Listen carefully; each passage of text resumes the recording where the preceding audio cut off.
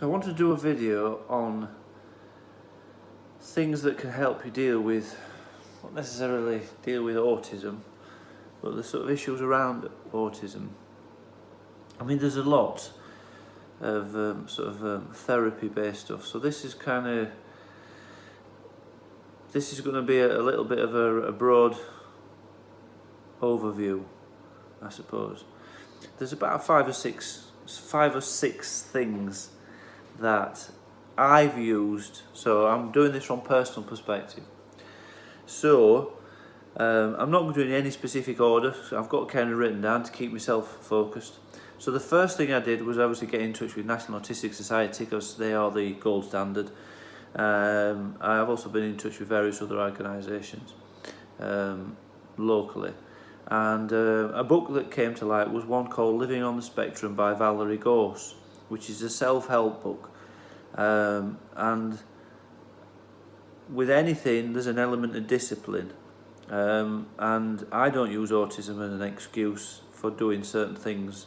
It makes you compulsive, yes, but there's an element of responsibility, and the book Living Well on the Spectrum requires you to do an element of discipline in terms of going through the book, because it's a self-help book. It will not solve all your problems, but it will identify things that your good time of the day, your bad time of the day, certain situations that are really stressful, certain situations that aren't so stressful. So it identifies those, which obviously helps.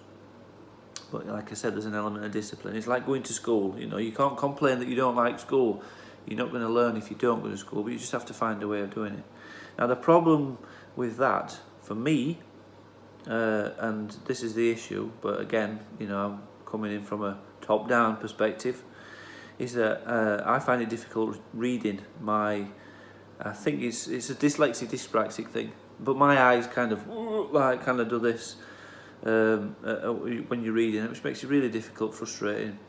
So 10 years ago, I got some dyslexic glasses, which are green. In fact, if I was, I'm not upstairs a minute, but fantastic. First of all, I actually thought they didn't do anything, but when I had I think it's called a colour spectrometry test or something, where the guy gets you to read some random text, and then with the glasses, without the glasses, and the proof is there, and just in the way, you know, you're reading at 18 words per minute, and then the next minute you're reading at 25 words per minute, or whatever. That's just a ballpark. So, you know, for me it was 30% increase in reading speed, which means that my brain, although we read in advance, it just means that my brain's interpreting the words a lot better with the green glasses. And it looks really stupid. And actually, you're not supposed to drive in them, but I have drove in them. And they are UV, so they are actually good for driving, but not per se. But I did find them very helpful, because without going into too much detail, when we see in white, the reason why anything on a white background is bad for anyone that's dyslexic or that's got visual issues is because that white makes up every colour of the rainbow, all the visual colours of the rainbow, so that's why the contrast is really bad.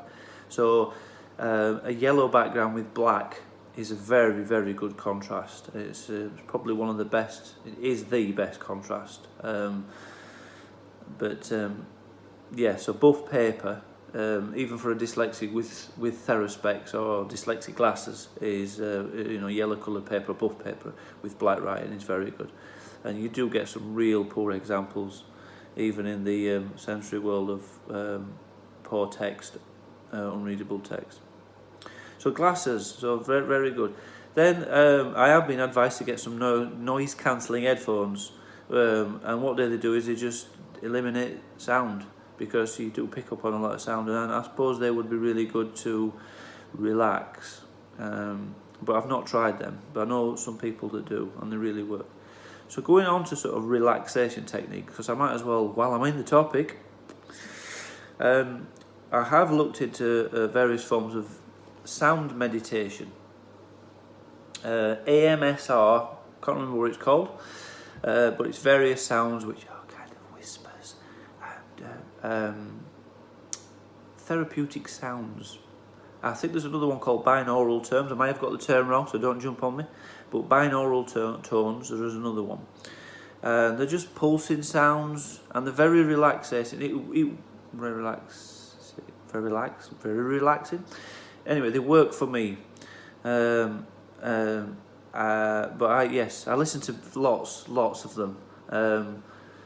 They're random things. They tell you they can teach you telekinesis, but it's not. It's just the pulsing and it's the beat. It's just sort of got a very subtle beat. So they're really good. Binaural tones or AMSR.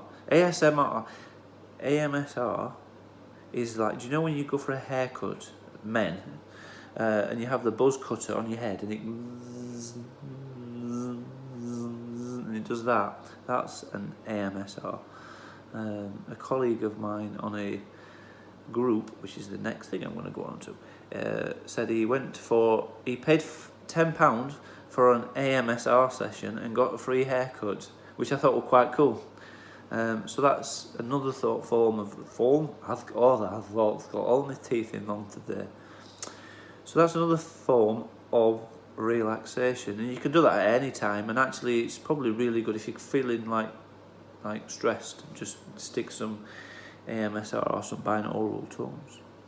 Another thing that I found that helped was join a group, Facebook groups, Aspie groups, as many as possible, because you find out that you are not alone. You are not the only person out there with autism. You're not the only person struggling. You're not the only person with social anxieties. People do, autistics specifically, do write in massive novels, but the ones that are sort of, so big text, I do read, because I'm not a big fan of lots of text, but it's brilliant for, it's like, that's me, oh my God, yeah, that's me, that is me, I read that and go, that's me, and then I write something and then someone will go, oh my God, you've just described me to a T.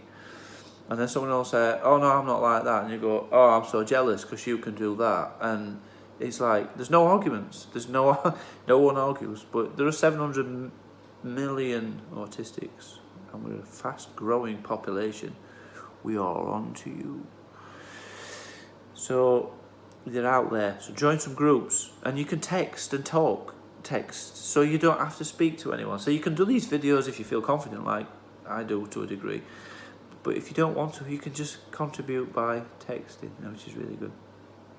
There are other things that therapies that certain other I've seen mentioned, which are CBT and occupational health assessments and psycho-interventions. Strategies. I'm currently under referral for CBT, which is kind of part of the anxiety side of just general stuff, but it's a massive weight. And occupational, that's actually, CBT is more about breaking down the behaviours, looking at behaviour and analysis and why and your feelings and everything, and breaking things down, and then kind of looking at ways of sort of coping strategies. Certain problems. It does work for some people, and it does work in autism for some people, but not for everyone. So, be prepared for success and failure. There's also hypnotherapy, which again, hypnotherapy is like a relaxation. It's not all Paul McKenna and, and when you wake up you're going to be this. It's not all about that. It's about relaxation, hypnotherapy, and that teaches you to sort of relax and break things down.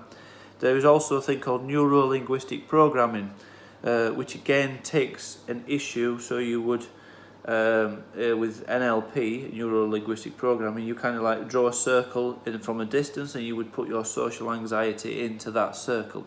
And when you step into that circle, you're in the social anxiety, but when you step out of that circle, you're not into it. So you put, or the other way around, that becomes your safe zone. It's a few years since I've done that, but it kind of teaches you to sort of compartmentalize the anxiety. It's a bit like the so many stages of when you do, I can't remember what it's called, but when you're doing stopping drinking, I can't remember what the term is, but there's so many stages, and you can't as a psychologist, you kind of put it into boxes and then you shove it away. It's a little bit like that. It's probably not like that actually, but the problem with that is it's like from an autistic perspective, you think you've put it in your subconscious mind and switched it to your conscious mind, or the other way around, and unfortunately it rears its head and opens up, or it's in the box and it's going right now, and you know, it's just it's not always good. It's not good to shelve problems. If you lock problems in the dark part of your mind, eventually they will come out. So again, they're not always the best therapies, and it might work for some people and it might not work for some people. I've had psychotherapy where I've just had somebody who I just literally talked at, and I'm yet to have some form of occupational health therapy which is work related, and CBT, I'm waiting for that. So, you know, watch this space. When I've had it, if it works, I will pass on my strategies. But there are things, and there are lots of other ones. There are lots of things, lots of strategies. But yeah, there you go.